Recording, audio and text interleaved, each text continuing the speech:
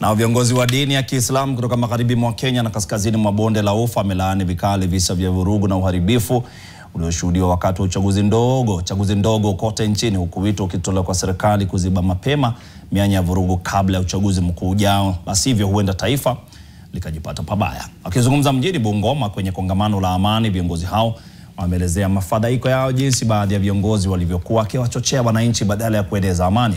Sasa wanaitaka tume ya uwiano na utangamano kushirikiana pamoja na asasi husika za usalama kuhakikisha kuwa mikakati mwafaka imewekwa tayari kwa uchaguzi mkuu mwaka 2027.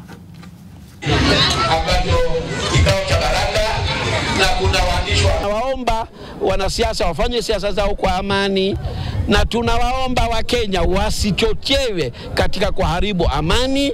Haya yaliyopita hatukuyafurahia. Tunaomba serikali kupitia Wizara ya Ulinzi waeke mikakati, na tume ya IEBC imelaumiwa, waangalie mahala walioteleza, watengeneze ili uwe uchaguzi wa haki. Nchi zingine ambazo zimekosa amani tunaona vile wanavyohangaika kuhamia huku na kule, ukosefu wa kila kitu. Kwa hivyo na sisi tusifuate barabara hiyo. Tunaomba watu wapunguze hasira. Kenya zimekuwa nyingi. Viongozi muache kugonganisha watu. Muache kuweka watu wanauawa bure kwa mambo ya siasa.